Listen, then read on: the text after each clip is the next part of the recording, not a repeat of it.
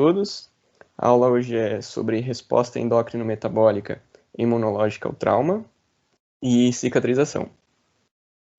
Então, a resposta endócrino-metabólica imunológica ao trauma, cuja sigla é REMIT, ela ocorre a partir de um evento estressor, que pode ser um trauma automobilístico, uma cirurgia, um grande queimado, e ela vai acontecer na tentativa de retornar os sistemas orgânicos à homeostase, visando assim preservar a volemia, portanto a pressão arterial, a temperatura e a energia. Vale ressaltar que a magnitude dessa resposta ela será proporcional à agressão. Então, uma resposta de um politraumatizado ou grande queimado será muito mais intensa do que um paciente que será submetido a uma cirurgia eletiva, por videolaparoscopia ou por robótica, por exemplo. Primeiro a gente tem que entender como que o trauma ele é reconhecido. No momento da lesão, são liberados mediadores inflamatórios, como os DAMPs, que são padrões moleculares associados ao dano, como citocinas e prostaglandinas. Essas sensibilizarão as fibras nociceptivas, fibras do tipo C, que conduzirão a informação ao córtex pós-central, onde será interpretado como dor. Além disso, o terceiro pilar são os baroreceptores, mas antes a gente tem que entender como que eles funcionam normalmente. Então, os baroreceptores eles são receptores localizados no seio carotídeo e no arco aórtico, que são sensíveis à distensão. Então, o aumento da pressão arterial distende esses receptores e leva a informação através aqui do nervo glossofaríngeo e aqui os receptores do arco aórtico através do nervo vago, até ao núcleo do trato solitário no tronco encefálico. Lá, o núcleo do trato solitário se comunica com o sistema nervoso simpático, inibindo. Então, vou repetir. Com o aumento da pressão, a distensão dos baroreceptores aumenta a despolarização para o núcleo do trato solitário, inibindo o simpático. Na REMIT, o que acontece? Um paciente que perdeu volemia, ocorrerá menor distensão desses baroreceptores. Portanto, uma menor inibição sobre o sistema nervoso simpático. Então, a mensagem é a seguinte: a volemia diminuiu, a pressão arterial diminuiu, é preciso entrar em ação o sistema nervoso simpático para compensar isso. Isso eu vou entrar em mais detalhes adiante. Então, essa imagem do Bernie-Levy, nós podemos ver que com a queda da pressão arterial, há aumento da atividade simpática e a diminuição da atividade vagal. Precisamos entender também de onde que vem a energia que será utilizada. Através da lipólise, haverá produção de ácidos graxos, que servirão diretamente para a produção de energia, assim como o glicerol, que, como o lactato oriundo da fermentação lática e a alanina e glutamina oriundo da proteólise, serão substratos para a gliconeogênese. Essa glicose recém-formada será liberada para os outros tecidos, onde será possível obter energia. O fígado ele tem estoque de glicose na forma de glicogênio, porém esse estoque é curto, vai durar de 12 a 24 horas, dependendo do estado nutricional do paciente. É necessário lembrar que o cérebro ele depende quase que exclusivamente de glicose, então essas vias têm que estar muito bem estabelecidas. Então aqui é um exemplo, né? Através do lactato, a glutamina, a formação de alanina, produzirá a glicose que será disponibilizada para os outros tecidos. Então a REMIT ela é dividida em 4 fases. A fase inicial, a fase catabólica, anabólica precoce e anabólica tardia. Alguns autores reconhecem só 3 fases, sendo a anabólica uma só, não diferenciando entre essas duas. Vale ressaltar que a duração dessas fases ela variável e é mais didática, porque há certa sobreposição entre elas, mas algumas características vão definir se é uma ou outra. Então, na fase inicial, se nós imaginarmos um paciente vítima de trauma que está perdendo, por exemplo, volemia, o objetivo ali é poupar energia, porque houve um dano e o organismo tem que ter energia para as próximas fases. Então, a queda no débito cardíaco, queda na pressão arterial, queda na perfusão, na temperatura e no metabolismo como um todo. Já na fase catabólica, ocorre o inverso. Ela vai durar de 3 a 5 dias, um pouco mais, um pouco menos, dependendo do paciente. Nela, haverá o consumo de oxigênio com a ativação de várias vias catabólicas. Então, por exemplo, a ativação do eixo hipotálamo hipófise adrenal aumentará a produção de cortisol, que estimulará a proteólise e a lipólise. Como eu comentei dos vários receptores, diminuiu a volemia, diminui a frequência de despolarização dos vários receptores, então diminui a inibição sobre o sistema nervoso simpático. Então, ele libera mais adrenalina, assim, no coração, aumentará o inotropismo, a força do coração, e o cronotropismo, a frequência cardíaca. Também, a adrenalina fará vasoconstrição periférica para desviar sangue para as regiões mais nobres, além de estimular no fígado a glicogenólise, gliconeogênese e lipólise. O glucagon também é um importante hormônio que estimulará a glicogenólise e a gliconeogênese. A insulina nessa fase se encontrará em níveis diminuídos. Então, o que a gente pode ver aqui é retomar um dos componentes da homeostase, que é manter a energia. Essa é uma das formas. Já com a diminuição da volemia, diminui a perfusão renal, e isso ativa o sistema renina-angiotensina-aldosterona. A aldosterona atuará no túbulo contorcido distal, causando a reabsorção de sódio. E o ADH facilitará a reabsorção de água, ajudando assim a preservar o volume intravascular.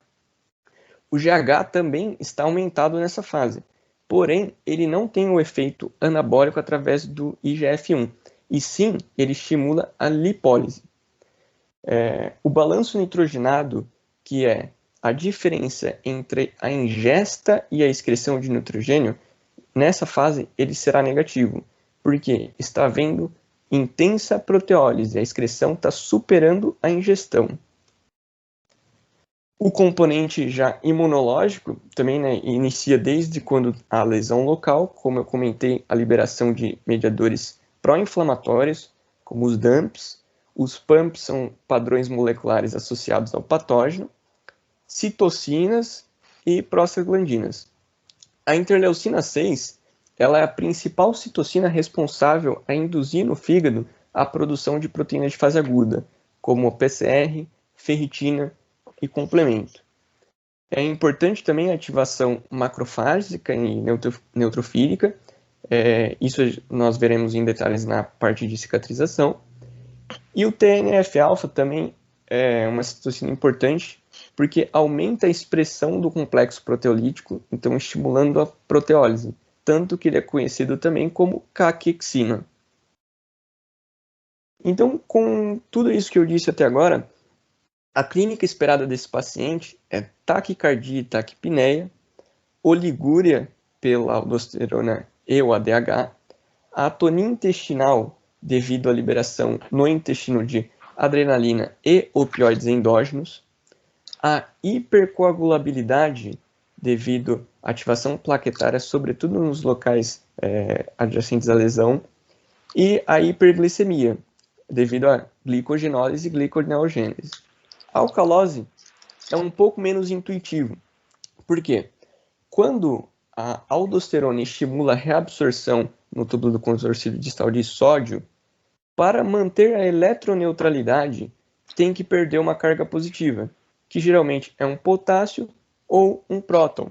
No caso de prótons perdidos em excesso, então ocorre a alcalose. Há também nessa fase o aumento, né, da temperatura. A fase anabólica precoce, que durará de dias a algumas semanas, já tem o objetivo de reconstituir o tecido muscular lesado, seu peso e a força. Ocorre progressivamente a diminuição de hormônios catabólicos e o aumento de hormônios anabólicos, como a insulina. Nessa fase, o balanço nitrogenado já tende a ser positivo e a queda de ADH e aldosterona aumenta a diurese. Também a diminuição progressiva da inflamação. Já na fase anabólica tardia, essa pode durar de meses até anos. E, basicamente, nela vai acontecer o ganho de tecido adiposo até o que era normal, e isso é conhecido como balanço positivo de carbono. O balanço nitrogenado já volta ao normal, porque a proteólise já não é mais tão importante, e a resolução completa da inflamação.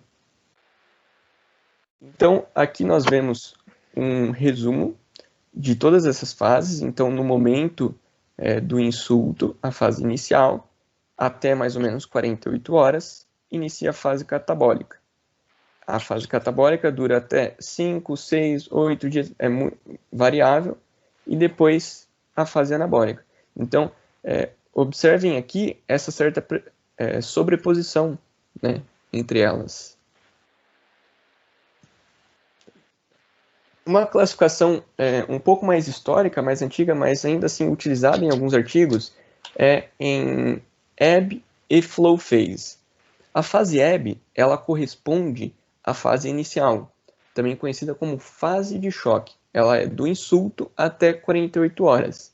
Então, como eu citei, a fase inicial, vejam aqui, essa deflexão negativa, porque a diminuição do gasto energético, o objetivo é poupar energia nessa fase inicial. E conforme entra na fase flow, na fase catabólica, aumenta o gasto energético pela ativação daquelas vias metabólicas que eu citei. Até que na fase de recuperação, né, ou anabolismo, o gasto energético volta ao basal. Tá, então essa foi a parte da remite, agora a parte de cicatrização. A cicatrização ela pode ser classificada como de primeira, segunda e terceira intenção. A de primeira intenção é aquela que é possível aproximar as bordas, por meio, por exemplo, de sutura, ou usar retalho e enxerto. A segunda intenção é quando não é possível aproximar essas bordas, e assim o tecido vai cicatrizando espontaneamente. Já a terceira intenção, ela começa como segunda intenção, até que em determinado momento é possível aproximar as bordas ou usar um retalho ou um enxerto. Por causa disso também, ela é chamada de primeira intenção retardada. Então aqui é uma imagem mostrando a aproximação das bordas, né, cicatrização primária, e deixando espontaneamente cicatrização secundária. Então, a cicatrização é dividida em 3 fases. A fase inflamatória durará de 0 a 5 dias. A proliferativa ou de fibroplasia durará de 3 a 14 dias. E a fase de maturação ou remodelação durará de 7 dias a 1 ano. Então, vocês observem aqui no gráfico que também há certa sobreposição, né? Essa duração também é variável de acordo com o contexto clínico do paciente, o estado nutricional e a presença ou ausência de comorbidades, né? Então, essa velocidade vai variar de uma pessoa para outra. Então, na primeira fase, a fase inflamatória, a partir do momento que há lesão tecidual, a matriz extracelular é exposta, expondo assim o colágeno subendotelial e fator tecidual, que são 2 gatilhos para ativação da cascata da coagulação, assim como há no local ativação plaquetária. O objetivo aqui é hemostasia, é formar um tampão, um coágulo ali. A ativação plaquetária, as plaquetas, né, elas liberam tromboxano A2, que causará a vasoconstrição no local, facilitando essa hemostasia. Passado de 10 a 15 minutos, ou até o estancamento da lesão, a vasodilatação, devido à liberação do endotélio de óxido nítrico e prostaciclina.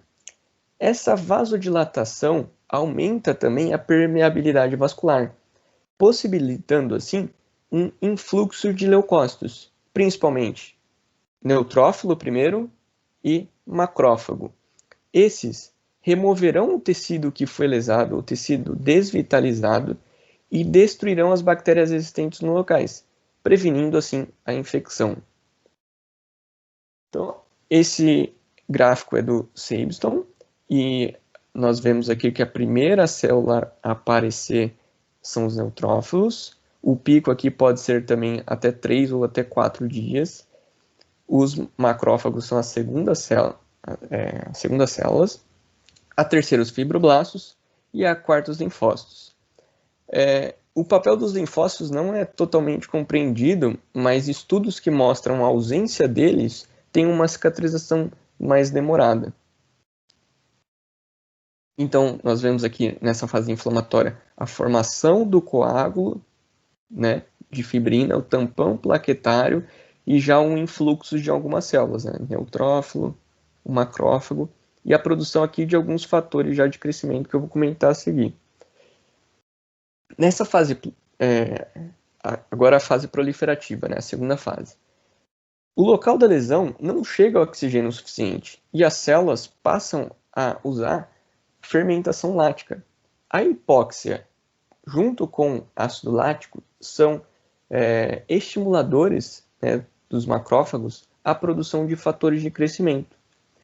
Fatores de crescimento como o VEGF, que estimulará a angiogênese, né, a formação de neovasos, e outros que estimularão a proliferação de fibroblastos para reconstituir a matriz extracelular, principalmente em relação à produção de colágeno, e também a reepitelização.